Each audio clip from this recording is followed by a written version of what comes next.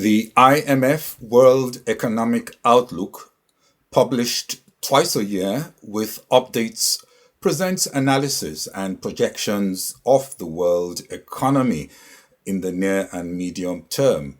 Today, the geopolitical backdrop is fraught with high uncertainty, but it is still a world where the worst case scenario has so far been avoided. Brent crude under $80 a barrel implies a milder inflation shock than initially feared in a world that proved more resilient than expected. But it is also a world where increasingly previous patterns are less instructive in forecasting future trajectories. Central banks increasingly abandon forward guidance as there are far too many moving parts. On the US-Iran war, as a ceasefire deal was being applauded, America has just launched airstrikes on sites along Iran's coast in response to reported Iranian attacks on ships sailing through the Strait of Hormuz. Doing their best to shrug off the incident, markets are hoping the Iran crisis is fading as a market driver despite sporadic attacks and counter-attacks still playing out. Artificial intelligence adoption is accelerating rapidly, driving a boom for global semiconductor and memory chip companies. SK Hynix, the South Korean memory chip maker, is expected to raise about $28 billion in an oversubscribed Nasdaq listing on Friday, making it the largest foreign company listing in US history.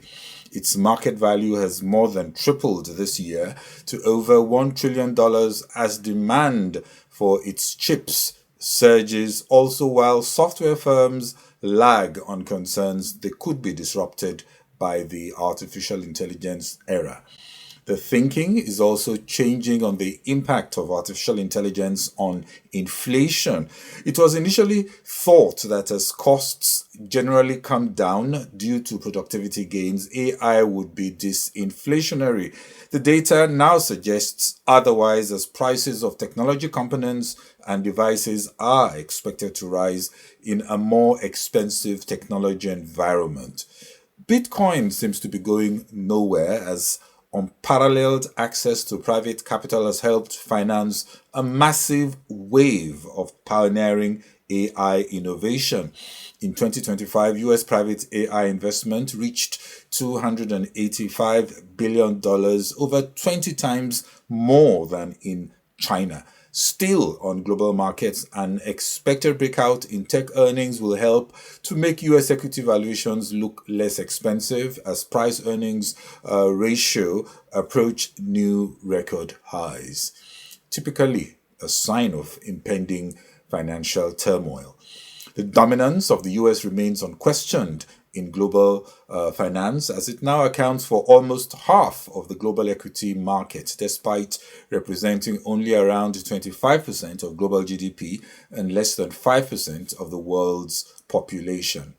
On China, analysts say that under Xi, techno-industrial policy has shifted from prioritizing catching up to national security, technological self-reliance, and frontier leadership, also overhauling institutions and financing to lift priority sectors. Also worth mentioning in today's world is the rise of tokenized assets, including funds, treasuries, and stablecoins, as Boston Consulting Group projects tokenized assets could reach $16 trillion by 2030.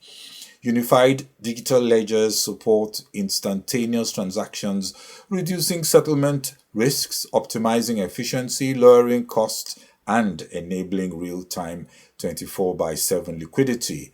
The IMF is now projecting that as more money moves to digital rails, tokenization can change the world's financial architecture, also as more buy into and trust the new possibilities, especially perhaps in less developed financial markets where assets are extensively under-leveraged. Today's world, while it showcases improving productivity and advancements in technology, also presents worsening inequality, which poses social and political risk.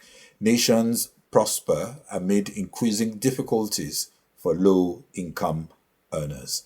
Hello, and welcome to Global Business Insights, where we bring perspectives to help you navigate today's more complex terrain.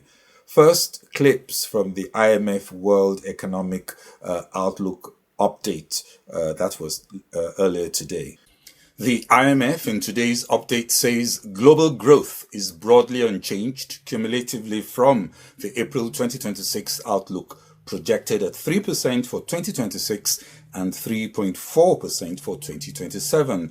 There are cross currents from the war shock weighing on energy importers and vulnerable economies as AI-driven demand lifts countries integrated into the global technology value chain.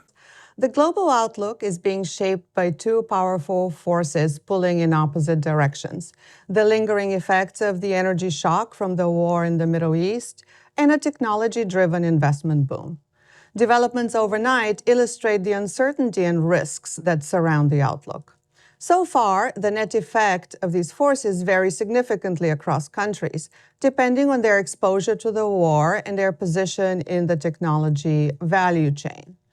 We are projecting global growth of 3% in 2026 and 3.4% in 27, broadly unchanged from April on a cumulative basis. In effect, we expect a V-shaped recovery, weaker growth this year relative to our pre-war forecast, followed by a rebound next year. On inflation, the picture is somewhat less encouraging. Global headline inflation has been revised up to 4.7% this year, while our core inflation forecast is broadly unchanged. Put simply, the disinflation trend that has been in place since early 2024 has stalled. Nevertheless, the world economy has weathered the shock from the war better than feared so far, with limited evidence of second-round effects. A larger spike in oil prices was avoided thanks to inventory drawdowns, expanded production outside the Gulf, and actions to help soften oil demand. And a steady rise in the renewable energy share, combined with lower energy intensity than just a few years ago, has also made many economies more resilient. And while financial conditions tightened sharply in early April, they have since eased and remain supportive by historical standards. Now, our forecast assumes that the Strait of Hormuz begins reopening in mid-July, with conditions normalizing to the pre-war state by March of 2027. Commodity price assumptions are based on market pricing as of June 10th, which implied an average oil price of $89 a barrel for 2026. Though I'll note that the futures curve since shifted down a bit, although, of course, developments go in the other direction this morning. We also assume policy and geopolitical uncertainty remain elevated throughout 2027, and that the AI-driven technology cycle moderates from here, with no exogenous boost to productivity. Now, turning to the risks to this outlook, they remain tilted to the downside, and there's a lot of uncertainty. A renewed escalation in the conflict could reignite commodity price volatility, tighten financial conditions, strain policy buffers, and worsen food insecurity in low-income countries. A market correction driven by a reassessment of AI profitability is another key downside risk. On the upside, faster AI adoption could lift growth, and a swifter than expected normalization of trade through the Strait of Hormuz would also be a positive surprise. Now, turning to policy recommendations, central banks should remain focused on price stability, though the appropriate response will vary by country depending on how commodity prices, the tech-driven demand, and inflation expectations interact. Now, many governments have deployed fiscal tools in response to the war, so far at limited cost.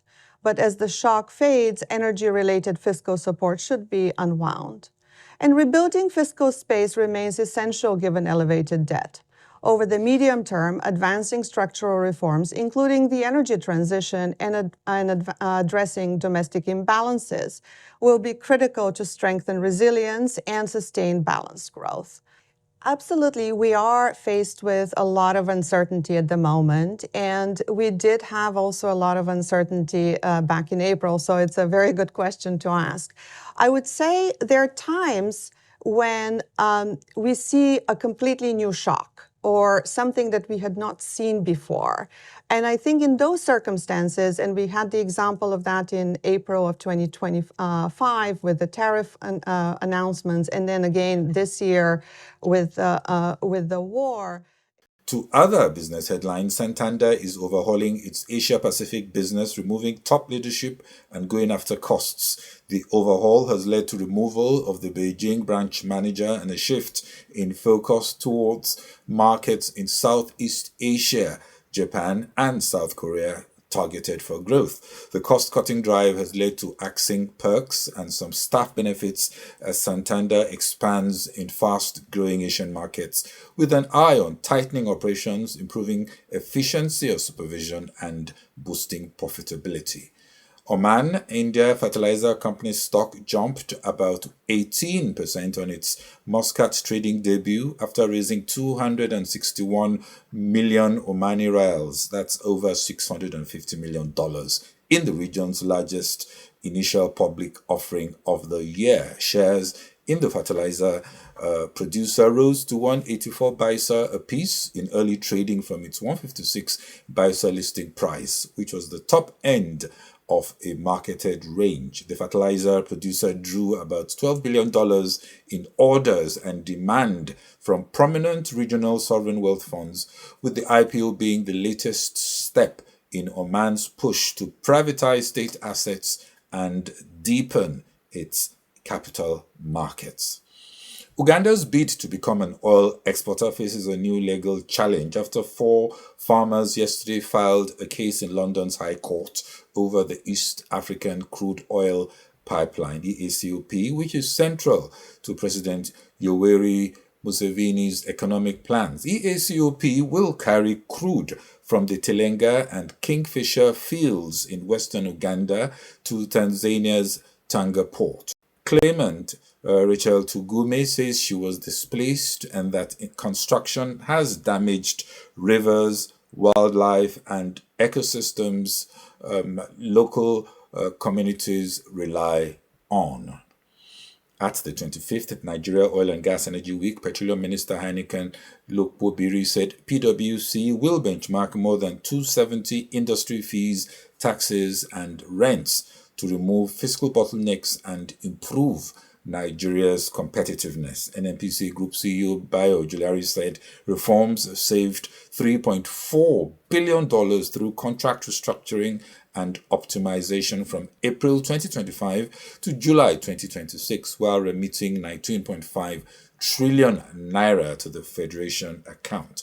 Renaissance Africa Energy also announced a major hydrocarbon discovery at the JK004 well in a shallow water OML 74, less than a year after acquiring Shell's onshore assets. In Nigeria, President Bola Tinubu called on Afreximbank's leadership to step up efforts to mobilize Africa's human, financial, and natural resources for shared growth. Speaking during a State House visit by a delegation led by Afreximbank President Dr. George Elombi, Tinubu said Africa must move beyond discussion to practical action that drives industrial growth, expands trade, creates jobs, adds value, and improves living standards.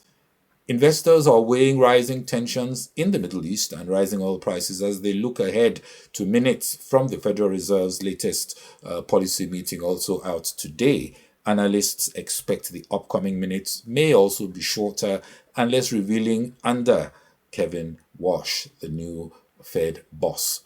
Well, that's it on this special episode of Global Business Insights. We are now on Spotify, Apple, YouTube podcasts, and most popular platforms where you get your podcasts from. Remember to select the notification button if you subscribe on YouTube. Thanks for watching. Bye-bye.